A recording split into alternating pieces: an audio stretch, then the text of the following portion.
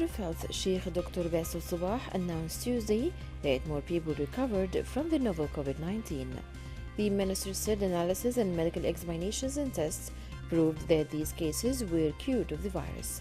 The minister added that the recovered patients will be shifted to the hospital recuperation ward pending their discharge from the hospital over the next 2 days. The 193 members of the UN General Assembly adopted by consensus Tuesday a resolution that calls for equitable, efficient, and timely access to any future vaccines developed to fight coronavirus.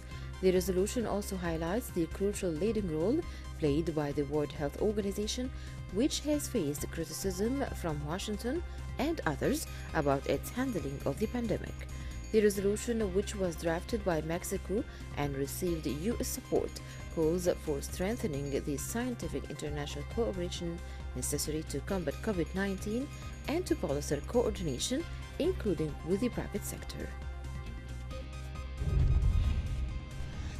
The World Health Organization (WHO) on Tuesday advised countries in the Asia-Pacific to prepare for a new normal as they plan ahead and lift lockdowns put in place to check the spread of the COVID-19. Dr. Takeshi Kasai, the WHO's regional director for the Western Pacific, said in an online news conference there will be no quick return to how things were. There are over 130,000 confirmed cases in 22 countries and territories in the region, and at least 5,000 of them have died from COVID-19, the disease the virus causes. According to data on Tuesday that includes deaths in the community, the true extent of the death toll in England and Wales from COVID-19 up to April 10th was 41% higher than the daily figures from the government indicated. The Office for National Statistics said it recorded 13,121 deaths by April 10th, compared with 9,288 in the government's daily toll for those who died in hospital. More than 6,200 were linked to coronavirus, 6 of which were outside of hospital. But deaths from other causes also increased, suggesting that lockdown may be having an indirect impact on Earth. Nick Strib, head of the health analysis, said that they were trying to understand what had been happening with this increase in non-coronavirus deaths. Spain's daily death toll has risen slightly from Monday, with 430 additional deaths reported in the last 24 hours in the country, up from 399 deaths reported yesterday. On Tuesday, the Spanish Health Ministry said the total number of fatalities had risen to 21,282, up 430 from 20,852 the previous day. The total number of confirmed cases stands at 204,178. The government is assessing already how to roll back one of Europe's strictest lockdowns, starting from next Monday, by allowing children to go out onto the streets for brief periods. Spain's centre-left cabinet is discussing details on how the measure will be implemented during Tuesday's weekly meeting.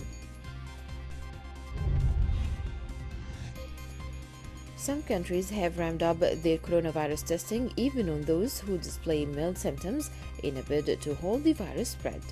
Denmark Health Minister said on Tuesday that anyone displaying mild symptoms should contact their doctor by telephone. If told to do so, they would be able to undergo testing in the new facilities, which include makeshift labs in white tents being set up across the country. Reported cases of the coronavirus have crossed 2.46 million globally, and 169,863 people have died, according to a tally Tuesday, with U.S. President Donald Trump saying he will suspend all immigration into the country. The U.S. President Donald Trump announced that he will be signing an executive order to temporarily suspend immigration into the U.S. amid the coronavirus outbreak. This comes as the confirmed coronavirus cases in the U.S. reached about 786,638 and related fatalities surpassed 42,295. The Russian Coronavirus Crisis Response Center said on Tuesday Russia recorded 5,642 new coronavirus cases in the last 24 hours, bringing its nationwide tally to 52,763. It said that 51 people with the virus died in the last 24 hours, pushing the death toll to 456.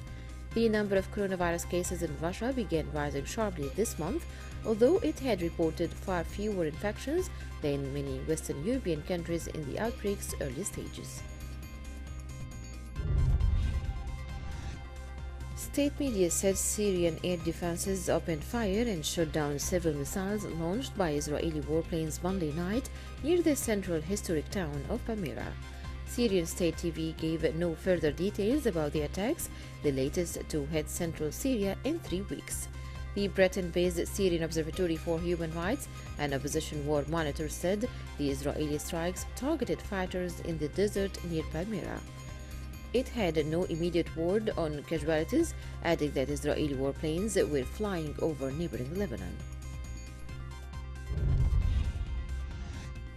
U.S. oil prices rebounded above zero Tuesday, a day after futures ended in negative territory for the first time, as a coronavirus-triggered collapse in demand leaves the world awash in crude.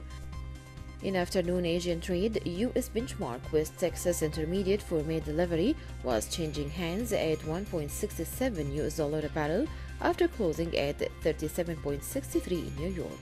The massive sell-off came ahead of the expiry of the May futures contract later Tuesday, as traders desperately sought to find buyers to take physical possession of the oil. But with the glut in markets and storage facilities full, buyers were hard to come by, and the price collapse Monday indicated that traders were paying to have crude taken off their hands. Cash-strapped Virgin Australia collapsed Tuesday, making it the largest carrier yet to buckle under the strain of coronavirus pandemic, which has ravaged the global airline industry. In an announcement to the Australian Stock Exchange, Virgin said it planned to keep operating flights despite handing the keys to administrators. The airline was more than $3.2 billion in debt and had appealed for a loan to stay afloat, but the government refused to bail out the majority foreign-owned company. Administrator Vaughan Strobridge from accounting firm Deloitte said more than 10 parties had expressed a keen interest in being part of the restructuring plans. Media reports said that the families of 4 passengers who were killed in the helicopter crash with NBA legend Kobe Bryant and his 13-year-old daughter Gianna have launched legal proceedings against the firms that owned and operated the chopper.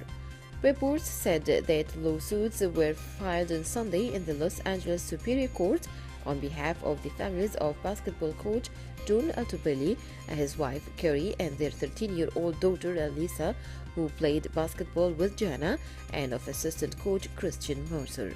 The complaints accuse Island Express Helicopters and Island Express Holding Corp. Of negligence.